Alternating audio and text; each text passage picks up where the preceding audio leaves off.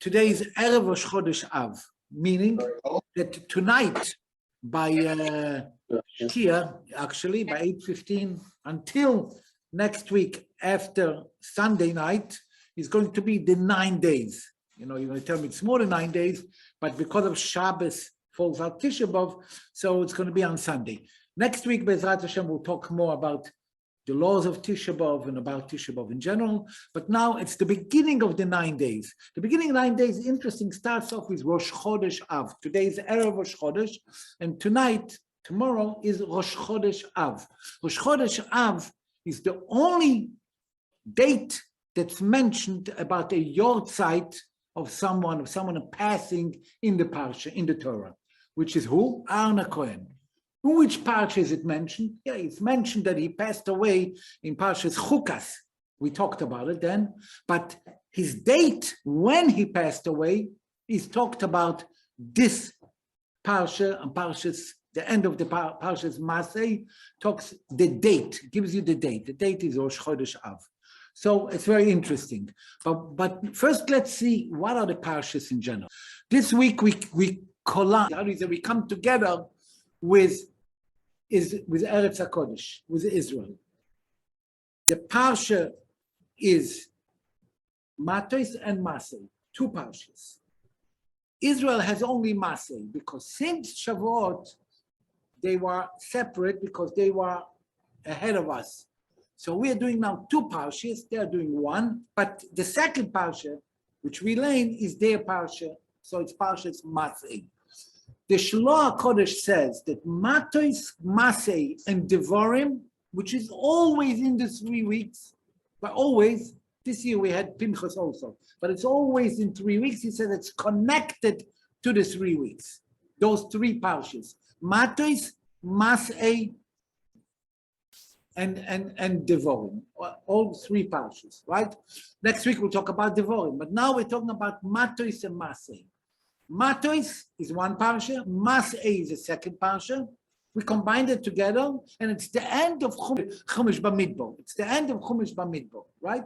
And we finish the Parsha by relating, we say, Chazak, Chazak v'nis Chazek.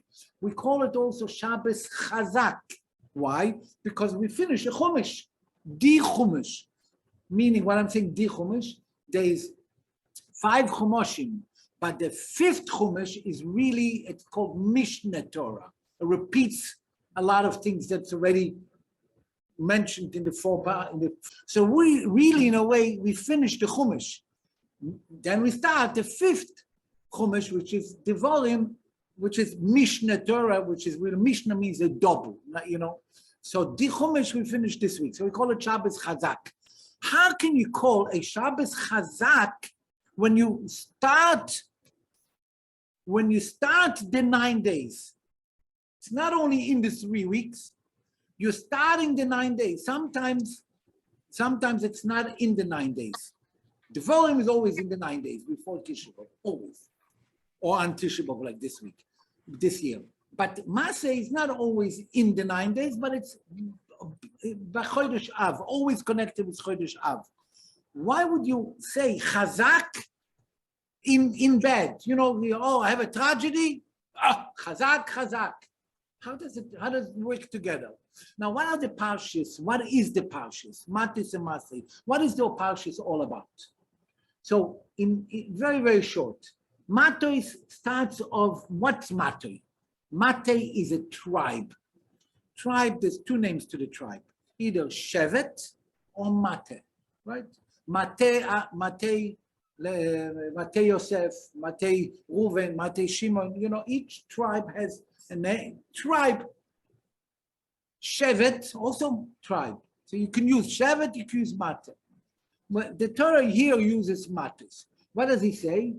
Moshe, Vaydaber Moshe el Roshei HaMatos. Yeah. Speak to the head of the Matos, of the tribe. What should you tell them? First thing, speaks about vows. If someone makes a vow, they're obliged to keep it. And if the wife made a vow, then the husband can annul it if it's going to cause problems talks about that basically. That's what it talks about vows and about the annulling. And then it continues with one more thing. It continues with revenge of Midian. Who are Midian? Midian, last week Parsha we spoke about Bilam. Bilam comes from the tribe of Midian, and they cause major problems. They cause the plague in the Jewish nation. Then all the people that went out, it caused the plague. So Hashem tells to Moshe Rabbeinu, you take revenge of Midian. How? Basically go to war and finish them off. Even though this commandment is going to be the last thing that you're going to do before you pass away, Moshe Rabbeinu didn't say, oh, wait a minute, let me stall. Every minute that I stall, every week that I stall, I have longer life. No. Hashem told him to do it, he's rushing to do it. A mitzvah, a commandment, I'm going to do it. And he took from the head of the tribes again, and they made the whole war. And then the Torah tells us all the numbers of the things that he took, the cattle and the oxes, everything they took away, how much they have to give for tzedakah, and there's a whole numbers thing over here in the Parsha. Then the Torah explains, now speaking about cattle, the Torah tells us a very interesting story that happened right now between two tribes and Moshe Rabbeinu. The two tribes are Reuven, we know is the first tribe, and Gad. So those two, they had a lot of beef, right? They had a lot of cattle. And they came to Moshe Rabbeinu and they say to him, listen, we have a problem. We're going to go into Israel. There's not enough land. There's not enough grass. There's not enough food to give to our sheep. What are we going to do? We don't want to go into Israel. Over here, we conquered here so much land over here. Good grass, good food for our cattle. Let's stick around over here. We're going to stay here. And Moshe Rabbeinu said, I don't believe it. 40 years ago, look what they did, your parents, look what they did. They came up, I sent spies, and it's exactly what they said. They didn't want to go in, and we suffered from that 40 years, and you're repeating again the same thing. How dare you? You wanted that your brothers is going to war, and they're going to be on the front, and you're going to be here like Prince, So they said, no. We are going to go to war for them. We're going to go all the thing. We're going to be with them. After they'll settle, we want to settle over here. They don't want to go in at all. They don't want to go in because they have. So Moshe Rabbeinu said to them, your fortune is more important than the people. I mean, that's all about. But they explained what they explained, and Moshe Rabbeinu agreed. But he made them in a condition. You're getting this land only if you're going to go there. And that's called, in Talmudical language, it's called Tanai Kaful.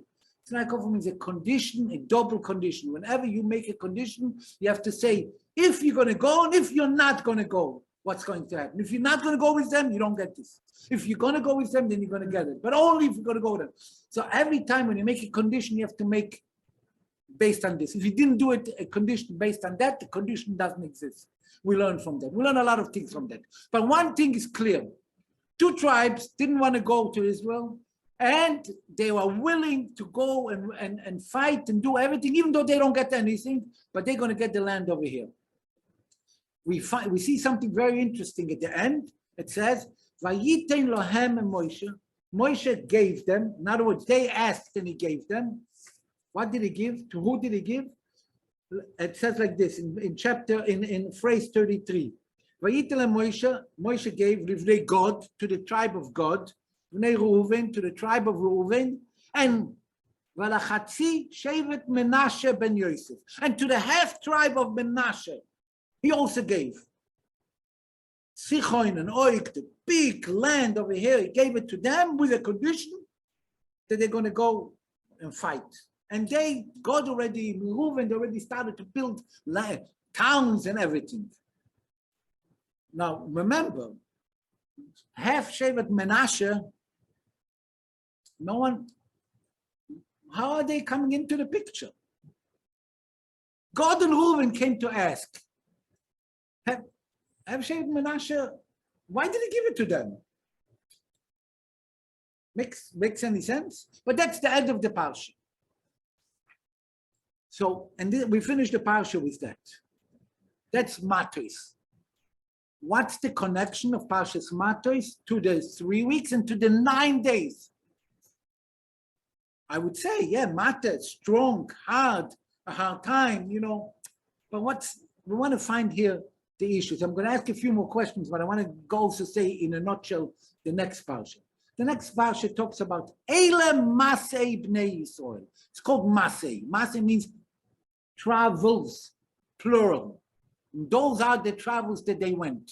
So you can think that they went now many, many times. But actually the Torah says they went out of Mitzrayim. And it gives you the first stop. And then it tells you, okay, the first stop, then the second stop. And then it tells you they came to a place 3 days. Then they continue, and then the whole parsha speaks about they left here and they went here, they left here and they went here, they left here and they went here. That's the parsha. How many times did they travel? 42 times. How do I know it? Rashi brings down. I mean, I can count the numbers, but Rashi says 42 times they went and they stopped and they go. They stopped and they go. Okay. Anyway, that's called Masei, plural. But really, it's one out. It's one travel. When I go somewhere and I make stops in the middle of the way, I don't say I traveled many times. I traveled from here to Montreal and I make stops in the middle. But I went from here to Montreal. I don't say I went here to here to here to here. But the Torah calls it Masei, plural, for whatever reason, right? And they went out of Mitzrayim. And then he says, wow, it comes in the middle.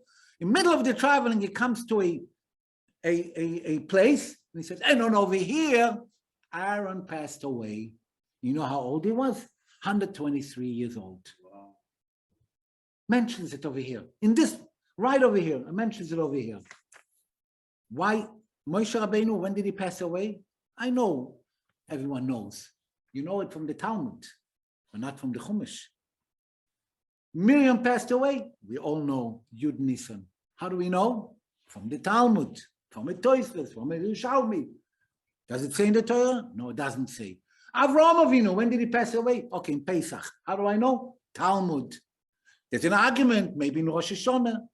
Again, in the Talmud, Yitzchok, Yaakov, Sarah, Rivka, Rochele. We all know from, we have to use a Talmud, open up, and there's arguments about it. Here, the only one, Aaron HaKohen. When? In this parsha, not when he passed away. Now, when I'm saying about the place, I'm mentioning his name. Why?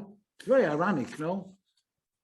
Anyway, and then it continues. The Torah continues to say, and it says again, the two tribes, Gad and Reuven, and the half tribe of Menashe, God over here, and now he's talking about giving away Eretz Yisrael. So he says to you, I'm going to give you Eretz Yisrael land.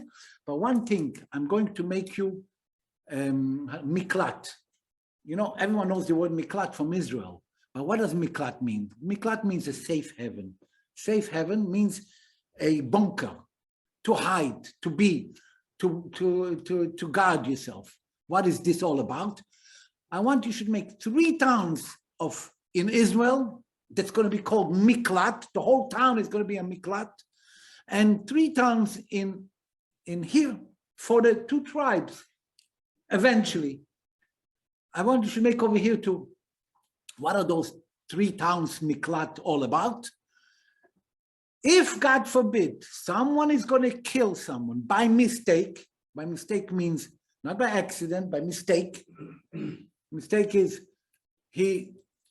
not mistake, not on purpose, not purpose. He should still run away of those people, of the family of the person that died, should not get hit up in revenge. You should be in a protective area. So you have 3 towns, and over there, No one, they're not allowed to be touched. And he should be there the rest of his life. In other words, a punishment. Because it happened, so that's his punishment. Doesn't go to jail. He doesn't go to doesn't get no punished, but that's the punishment. He has to move in a beautiful town, but he has to stay there. He cannot go out of that town. 3 towns. And on the way, you should make signs, miklat, miklat, miklat. If someone happens like that, you should know where to go. In those days, if your Waze doesn't work or your GPS, so you have sign, miklat, right here, you go to that town. That's actually the end of the Parshas Masei, right? Then the Parsha reminds you one more thing. You remember the daughters of Tzlofchot of last week? That they wanted to have a portion in Israel, but I cannot give you for them, because the tribe of Menashe came and say, there's going to be a mixed up. In our place, in our land, is going to be strangers are going to come in, not our family. Why? Because those daughters are getting part, and they are going to get married to someone out of the tribe. And they're going to get married with someone from another tribe, from Shimon, from Yehuda, and we are not. We're going to have now. It's going to be mixed, and we're supposed to have each property, each area is going to be for a tribe. So not to mix. So they came to complain, and that's when the Torah says to you, yeah, they're right. They get the land, but they should marry their own family. Otherwise, 50 years, and then it goes back to the tribe. But if they get married from the same tribe, there's enough men in the tribe that you should get married. You don't have to go to others. You have tens of thousands, hundreds that are going to be the same tribe. So stick to the mishpacha of Menashe. And that's how the Torah finishes. And then it finishes that they were by there. At the end, they're ready to go into Israel. Those are the mitzvahs, the mishpatim that Hashem told to the Yidden at the end, by the end of the Yarden, before they go into Israel, and we say chazak, chazak. Again, I'm asking, why do we say chazak, chazak? With all, now that we talked about the Parsha, I'm alluding to a few questions. I don't want to get into 20 questions. I want to get to 5 questions or 7 questions. Matos, what's the connection Matos to? Not only to the 3 weeks, to 9 days, because it's going to be already in the 9 days. What's the connection of vows? Number 1. Number 2, how do you tell me later about Midian, the war with Midian? What's that connection? And what does the half Shevet Menashe come here? How do they come out, show up? I think that they are connected. With the Rebbe explains, connected. We could find a connection to the 3 weeks and the 9 days. That's why it's here in the Parsha. And the other question is, Masei is the other way of Matos. Matos means standing, stick. Masei means traveling. So you can tell me a stick. Okay, you know what? You have to be strong in the 9 days. You have to be firm. But Masei means that you got to continue, grow. What kind of growing in the 9 days? Masei. Masei speaks about Eretz Mitzrayim, going out of Mitzrayim, Egypt. Egypt is actually very befitting to the 3 weeks. Beina Mitzorim, limited. What is Mitzrayim? Mitzrayim is get out of your limitation. Yitzias Mitzrayim, get out of the limitation. So that's basically befits very well that we want to go out. Masei, go out of Mitzrayim. We want, what's the whole idea of the 9 days? That we should build the Beis HaMikdash, not we should be living in destruction. That we say we should, destruction is to build. Anyway, then what does the Ori Miklot, the towns of the Miklot, connected to the 9 days? 3 weeks, 9 days especially.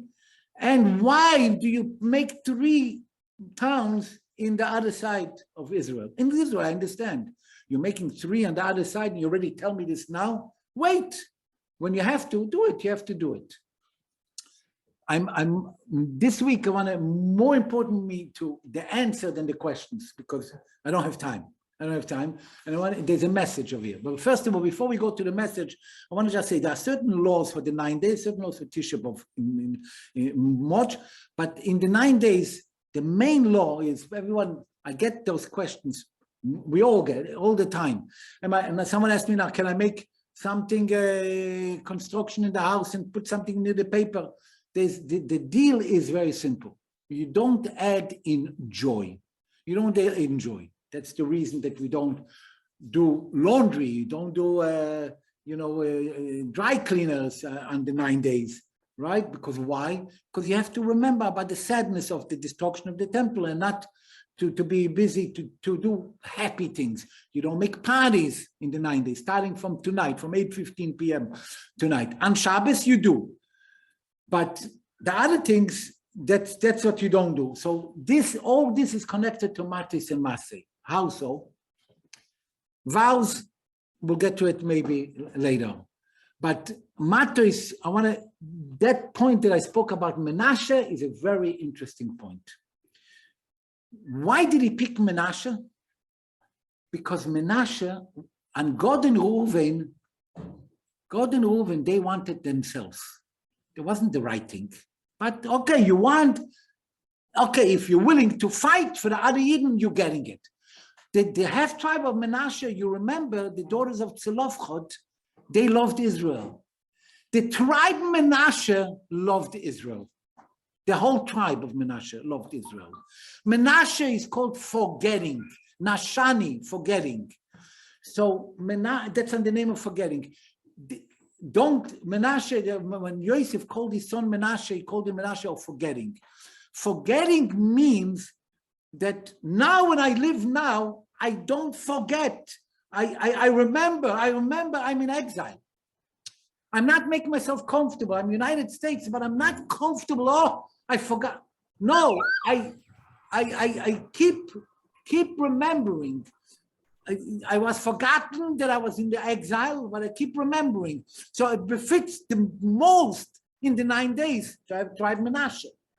That's why he picked Menashe. Why did he pick half? Because he wants to be a connected tribe, not a tribe that goes away. The tribe is half here, and they are connecting it together. Why does he want to make a place over here? Because Moshe Rabbeinu already, everything comes from Moshe Rabbeinu, everything. Even though it says when Mashiach is going to come and we're going to learn new stuff, but everything was given when the Torah was given, eventually. So Mashiach comes, and when the Beis Hamikdash is going to be rebuilt, but everything was the preparation with Moshe Rabbeinu. Hashem showed Moshe Rabbeinu, where it says here, the Parsha, that Moshe Rabbeinu, he showed him Eretz Yisrael, Eretz HaKodesh, he showed him Israel. Why did he show him? Because the holiness of Israel became by Moshe Rabbeinu looking at it. He came, everything comes from Moshe Rabbeinu. So Moshe Rabbeinu prepared already the time after Mashiach comes, Israel is going to be bigger. It's also going to be conquered on the other side. Ever Ayardim, like he promised to Avraham Avinu. So to be able to do that, he already prepared now. Who did he prepare? The two tribes, they did it on their own. They wanted, but they didn't have such a good motives. So he had to take a tribe and make it. So he took Menashe, the one that really loves Israel, and he divided them in half, and therefore he put them over there. That's the connection here, very, very much. Now, Masei is very connected. First of all, Miklat, what's Miklat? Someone killed a soul. We all have souls. We have two souls. We have a materialistic and we have a godly soul, right? We have two souls. Every Yid has two souls, one physical and one godly. Now, when someone does a sin, they in a sense, they make the godly soul by mistake, obviously, because no one of us wants to do on purpose, because we are connected. The godly soul is connected. But our physical soul cut some kind of a chain or cut something from the godly soul. So when he cut it, in a way, it's killing it in that commandment. So how do we get back? By having a miklat. We're in exile because we're not perfect, because we are not tzaddikim. We're still sinners in a way, so therefore we're still here. So therefore it's very befitting to have the Parsha of Miklat in the 9 days.